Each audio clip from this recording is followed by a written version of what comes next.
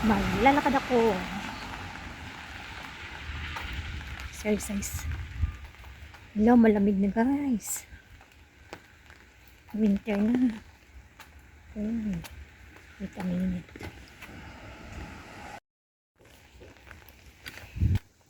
Walang hadlang ang ulan. Maglalakad ako. Para exercise na rin.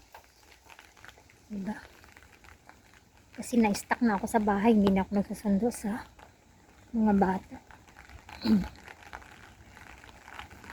May shortcut dito papuntang siya.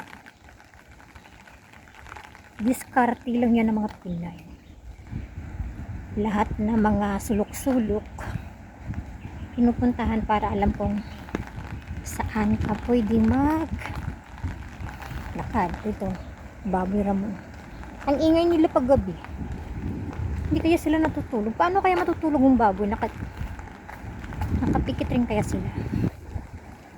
Yung isda, no? Paano matulog ang isda? Diba? Wala, lumakas yung ulan. Tulog pa yung mga people eh. Sabi ko sa amo ko, baba ako mamaya, sabi ko, bili ako ng pagkain ko. Sabi niya, sige, ikaw bahala, sabi niya. Hindi, okay.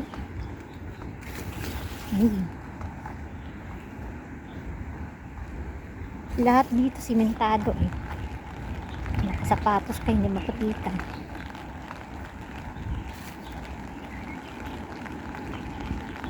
Shortcut.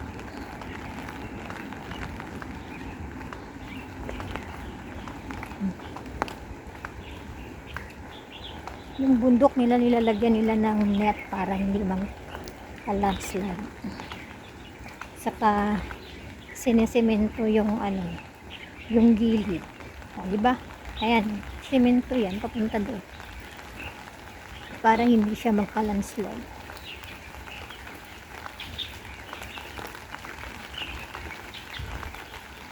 Ito naman yung sementeryo nila. Sementado yan lahat. Kaya kahit anong ulan na ulan, walang landslide. Hagdan pa pupunta dun sa taas.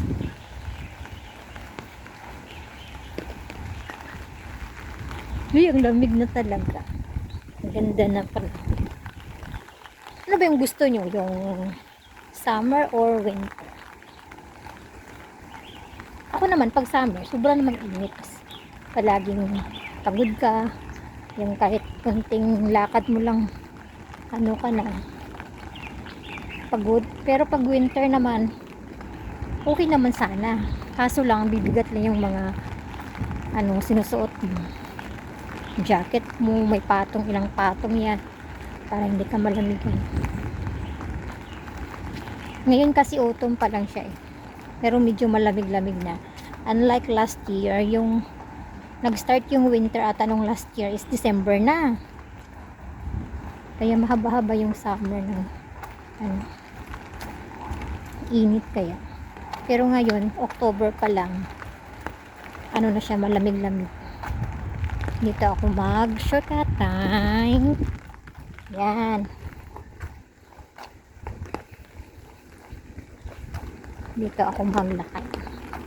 Sana may makasalubong tayong Baboy Ramon. Kasi doon paggabi, ang ingay doon sa likod ng bahay. Ang ingay nila. Pag-aaway.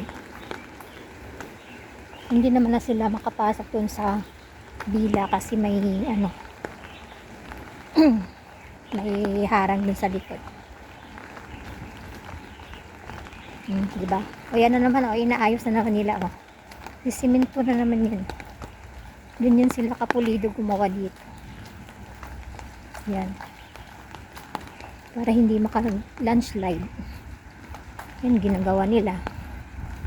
Tapos hindi pa kurap yung tingnan nyo yung bakal. Sulit na sulit. Yun. Yung mga bahay. Residence yun. Diba? Ito yung walang ano, titibay pa. Sa atin ano lang, abilya. Pero ilang ano lang, patong. O, diba? Ito sa kanila, oh, titibay pa. Ano kayang size nito? 1, 2, 3, 4. Ano? Kapal, oh. Diba? Kapal.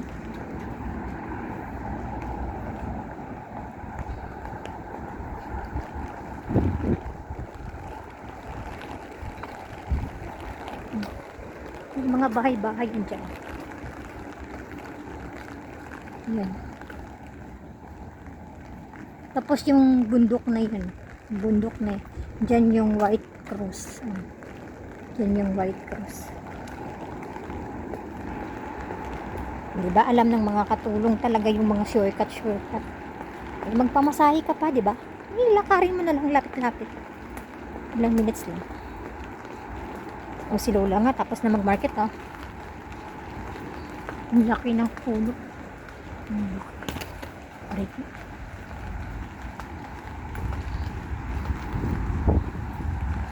Yung mga, ano na yan, may mga bahay yan, may nakatira yun dyan sa baba. Okay.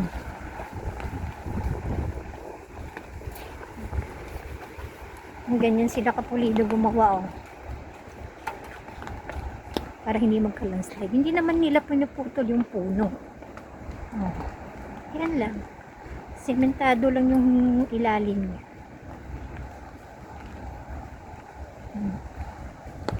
Diba? Yan yung mga residence na mga bahay. Oops. Residence. Bumaba lang ako para maghulog sa pamilya ko kasi yung nanay ko wala ng ano, pera.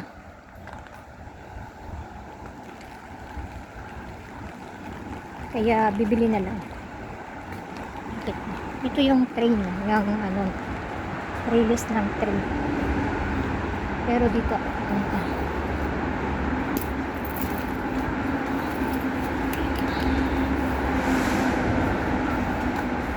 Wala pang katao-tao kasi maaga pa lang. Maaga ba to? 10, 11 na? Kaso malamig kasi. Kaya siguro ano yung mga incheck tamad gumala. Bibili lang naman ako ng tinapay ko sa kanan.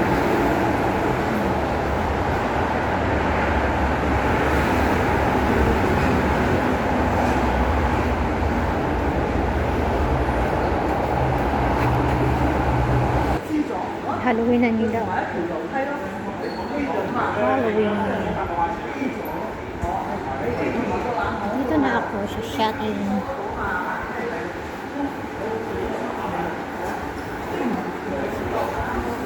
Dugtong lang naman yun eh. Yan yung New Town Plaza. Yan. Ito naman yung Hilton. Itong nilakaran ko shopping Plaza.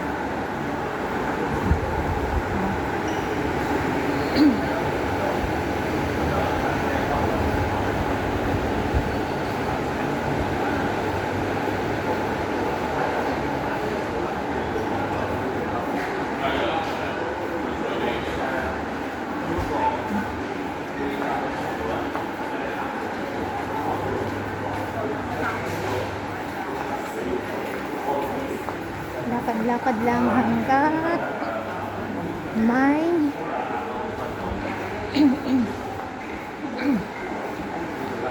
energy pa. Ito yung ano ng pa-winter. Yung nagkakaano ka ba? Nagkaka-sipon. Ito yun. Bili tayong tinapay.